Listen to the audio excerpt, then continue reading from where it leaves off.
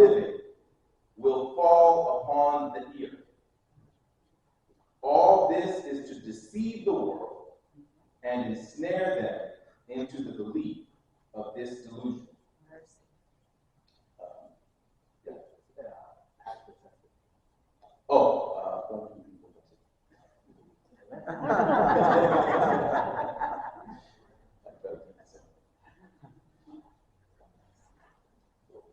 Pull that up. I'm going to just describe what we're about to see so that you guys, although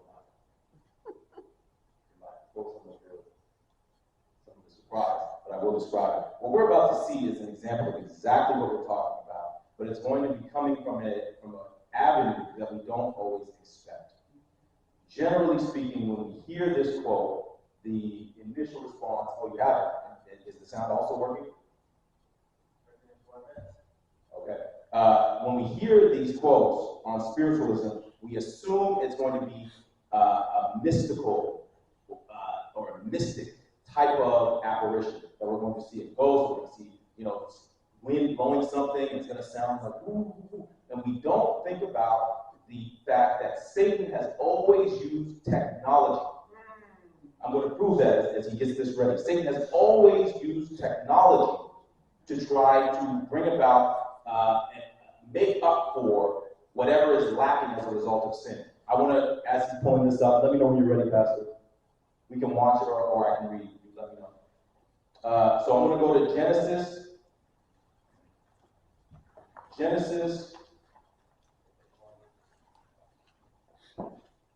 And I want to say 3. Genesis 3. 7. Genesis 3:7.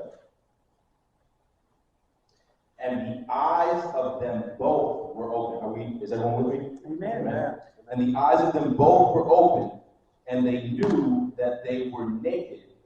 And they sewed fig leaves together and made themselves aprons. That was the very first time that we see the act of technology in human society. I'm going to read the definition of technology to you because I see some people looking at me, and I see that you don't think that that's an accurate application for technology. But I believe it is, so I'm going to pull it up. So we're going to pull up the definition of technology. It says, the etymology for the word technology. The etymology, the word technology comes from 2 Greek words, transliterated techne and logos. Techne means art, skill, craft, or the way, manner, or means by which a thing is gained. Logos means word. The utterance, we know this because John says, in the beginning was the word. This in the beginning was the logos. It says, logos means word, the utterance by which inward thought is expressed, a saying or expression. So craft or skill by which a thing is gained. They had lost their covering, their righteous covering. They had lost the light that was set about them, and you read about this in Ellen White's writings, that was God-given. And they, by their own means, then, tried to use a technical way to overcome what they had lost. This is the root of the idea of technology. And so, how are we doing, Pastor? We're up. We're up? Okay, so I want to play this now.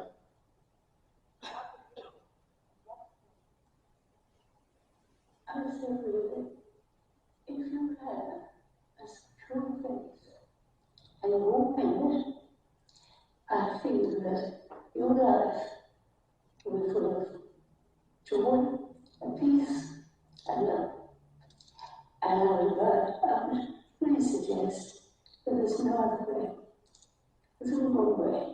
Walk in it. You keep walking on. This is Marina Smith. She's dead. But what you just saw was Marina Smith speaking at her own funeral. She also took questions from the mourners. The dead woman answered them at length. Pause. None of it was recorded. She took questions from the mourners. Sorry. Continue. Watch again. How does becoming a grandparent take you? I think it was a good story. We can stop that one for now, and you can pull up the next one. So this is a woman who was dead. I'm going to read that quote again from spiritualism, just so we can be clear on what Ellen White said spiritualism would be in these last days. Let's pull it up. Let's pull it up. It will be made to appear as if these friends were actually present.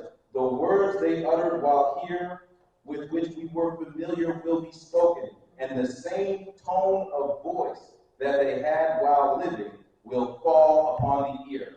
All this is to deceive the world and ensnare them into the belief of this delusion. Can we pull up the second one? Yeah, that's it.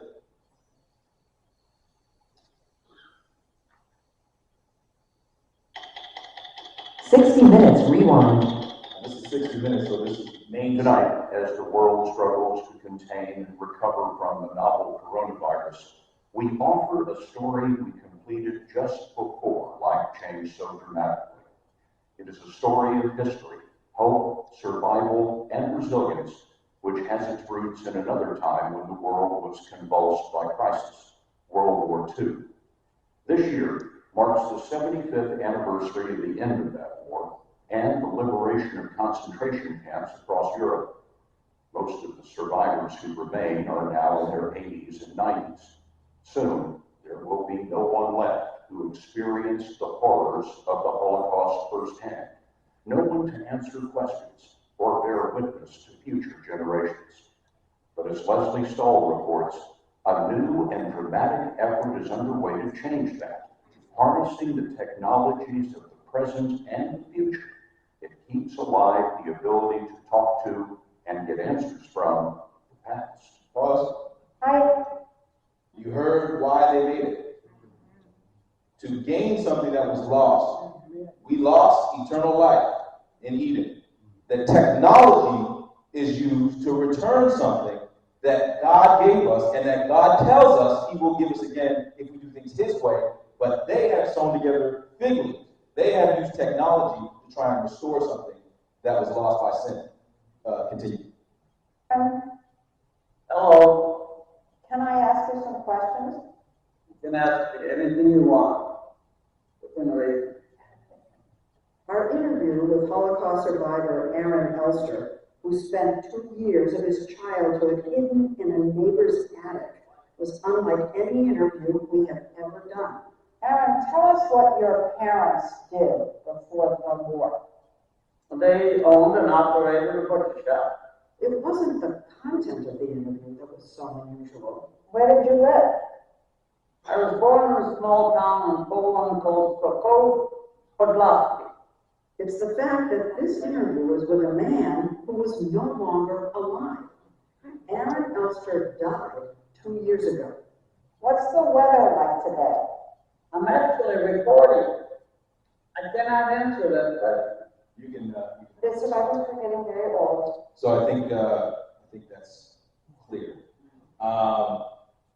So again, I want to read one more time just what the purpose is according to Spirit of Prophecy.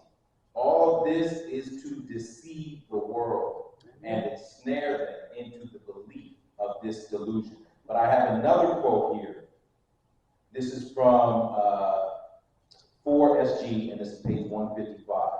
This is Satan's inventions cause men to forget God. I'm going to read here. It says, God has not been in man's inventions, has not been in all man's inventions. Satan has controlled the minds of men to a great extent and has hurried men to new inventions, which has led them to forget God. That's what this is doing. If you believe that you have a technological answer for something, then you're not going to look to God for the answer. If you believe that you can speak to your dead loved ones, that you can download their consciousness into a computer, and that they'll always be with you, and that